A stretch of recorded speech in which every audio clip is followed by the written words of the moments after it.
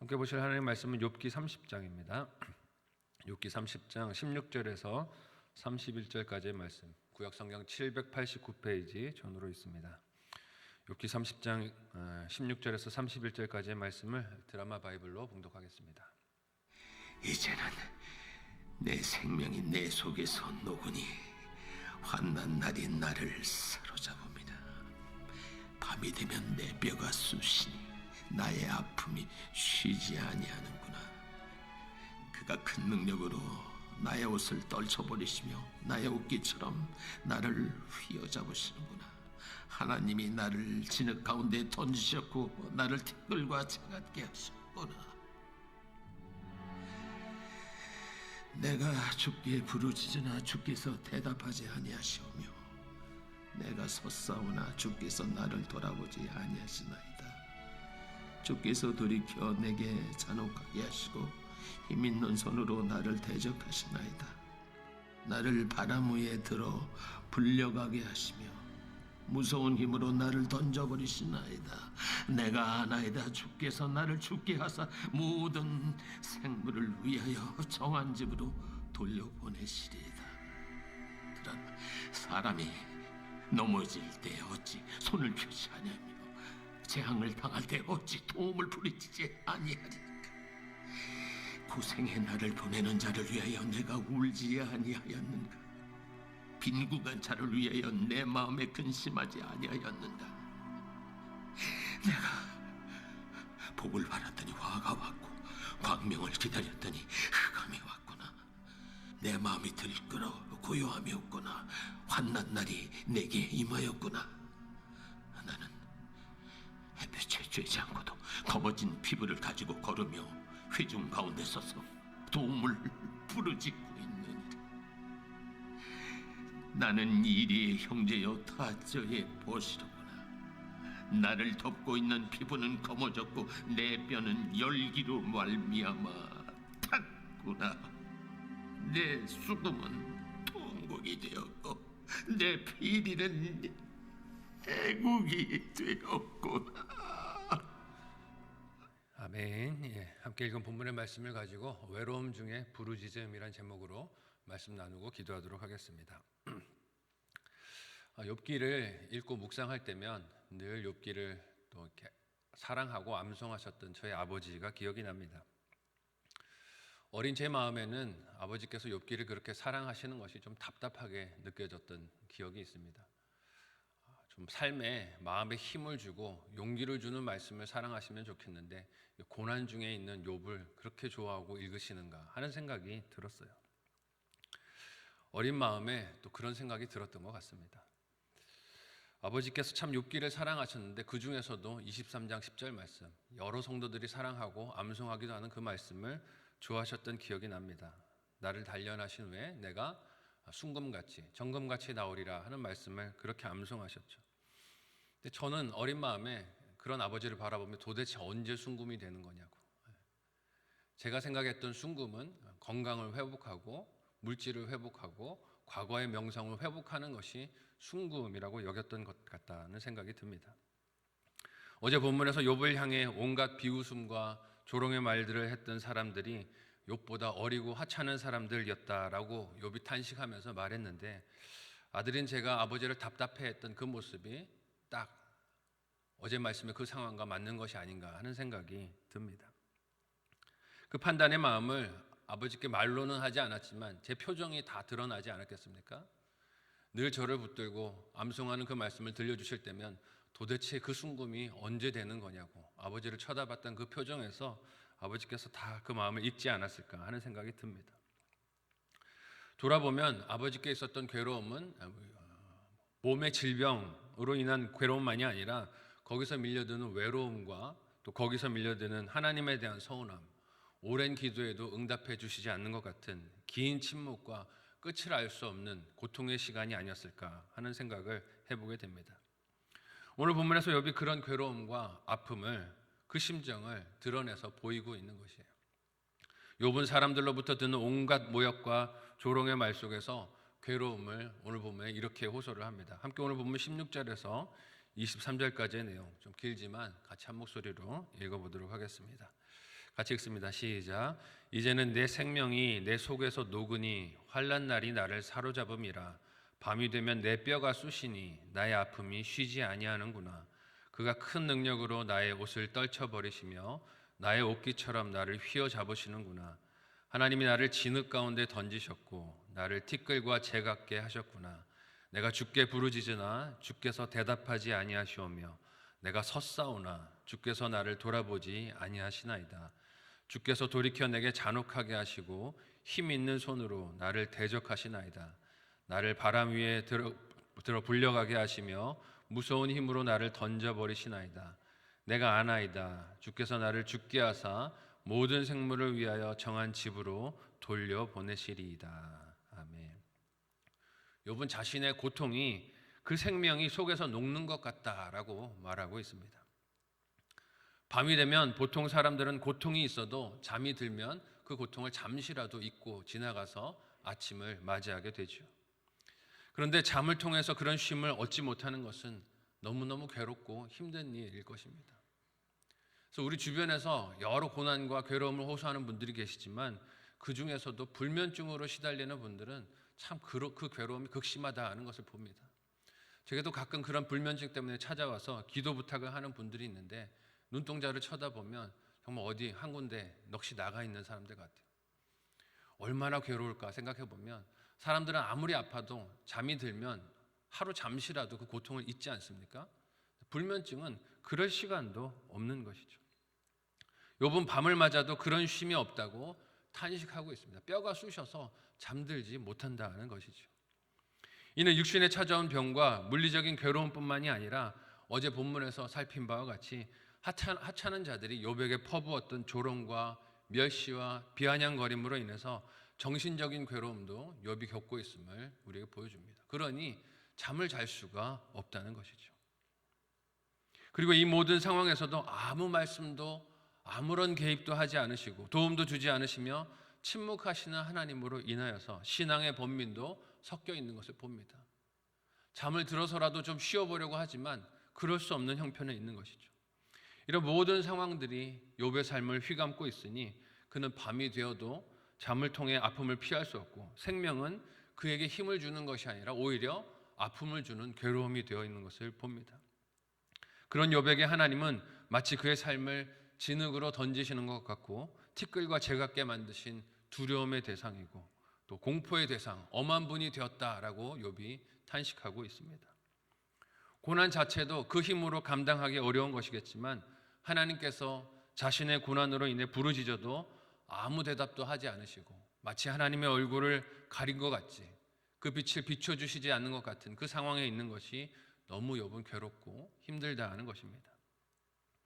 욥이 지금 왜 하나님께 이런 마음을 가지게 되었습니까?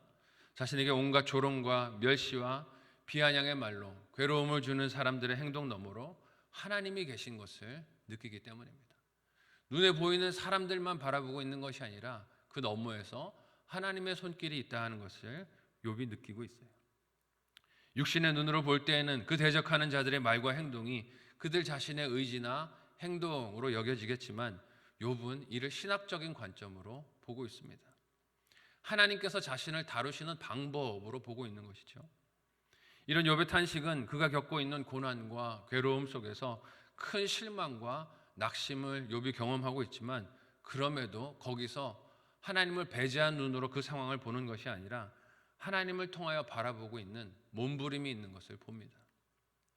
그래서 자신이 이 고통으로 인해 가게 될 것은 하나님께서 모든 생물들로 가게 하실 그 생의 마지막에 가게 하실 죽음일 것이라고 욥이 외치고 있어요.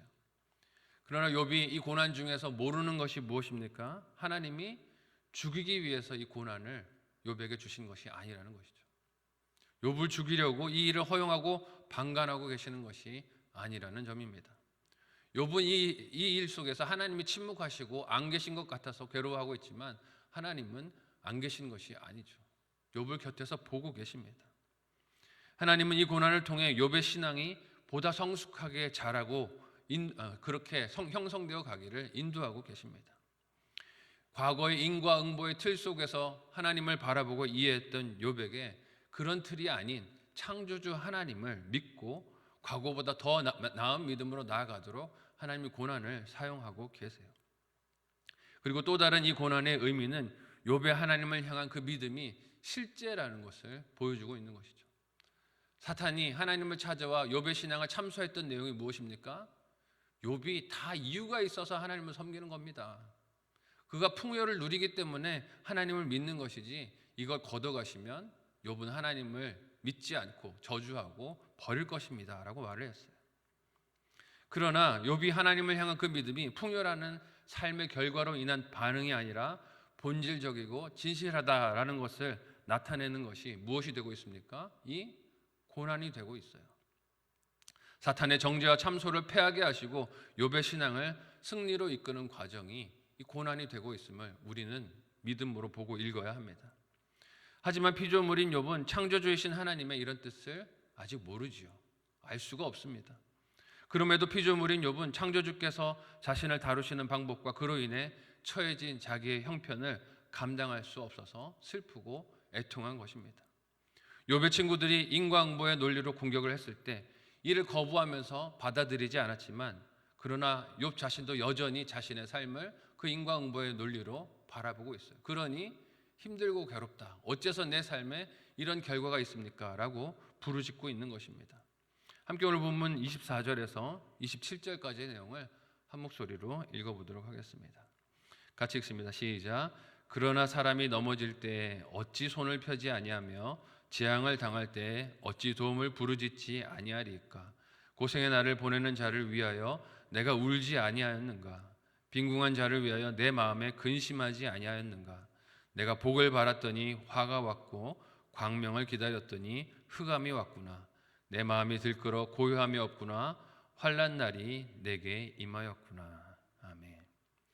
욥은 자신이 부르짖는 것이 재앙을 당하는 피조물이자 연약한 인생으로 당연한 반응이 아닙니까? 라고 하나님께 묻습니다. 넘어지게 됐는데 어떻게 손을 짚지 않겠습니까? 라고 말하는 것이죠. 그리고 욥이 꺼내는 말이 그의 친구들과 마찬가지로 여전히 욥 자신도 떠나지 못하고 있는 인과응보의 논리입니다.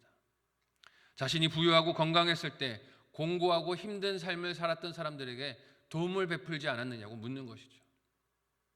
사랑으로 그들을 위로하고 다가서고 내게 있는 재산으로 그들을 돕고 그렇게 복을 기대했지만 반대로 나에게 온 것은 화라는 것입니다. 좋은 것을 심었는데 하나님 왜 내 삶에 이렇게 나쁜 것이 맺어집니까? 라고 묻는 것이죠. 어두움이 자기 삶에 닥쳐왔다고 탄식하고 있는 것이에요. 비록 욥이 지난 대화 속에서 욥의 친구들이 제시했던 인과응보의 논리를 합당하지 않다고 거부했지만, 그러나 그 자신도 같은 생각 속에서 자기 삶을 바라보고 있는 것을 봅니다. 좋은 거 심었으니 좋은 건 나야 하지 않습니까? 라고 하나님께 묻는 것이죠. 왜 이 법칙에 하나님이 어긋나시느냐고 질문하는 것입니다. 자신이 다른 이들의 고난과 고통을 함께 슬퍼하며 그들을 돕는 일에 자기 가진 것을 헌신했지만 그 과거의 일들이 현재 욥의 환난과 고통을 논리적으로 이해할 수 없게 한다는 것이죠. 도왔으면 나에게도 돕는 손길이 있어야 하는데 내 삶에는 그런 손길이 없어서 괴롭다는 것입니다. 이와 같은 형편 속에 있는 욥이 자신의 처지를 오늘 본문에서 어떻게 마지막 구절에 묘사하고 있습니까? 함께 28절에서 31절까지의 말씀을 한 목소리로 읽어보도록 하겠습니다. 같이 읽습니다. 시작. 나는 햇볕에 쬐지 않고도 검어진 피부를 가지고 걸으며 회중 가운데 서서 도움을 부르짖고 있느니라. 나는 이리의 형제요 타조의 버시로구나. 나를 덮고 있는 피부는 검어졌고 내 뼈는 열기로 말미암아 탔구나. 내 수금은 통곡이 되었고 내 피리는 애곡이 되었구나. 아멘. 욥이 과거 공고했던 이웃들을 돕고 필요를 제공했던 그 시간을 추억하는 것은 단지 자기의 지금 형편이 억울하다는 것을 외치는 것만은 아닙니다. 나는 도왔는데 왜 내게는 도움이 없습니까? 라고 외치는 것은 억울합니다만을 외치는 것이 아니라 외로움을 부르짖고 있는 것이에요. 지금 욥의 괴로움이 무엇입니까?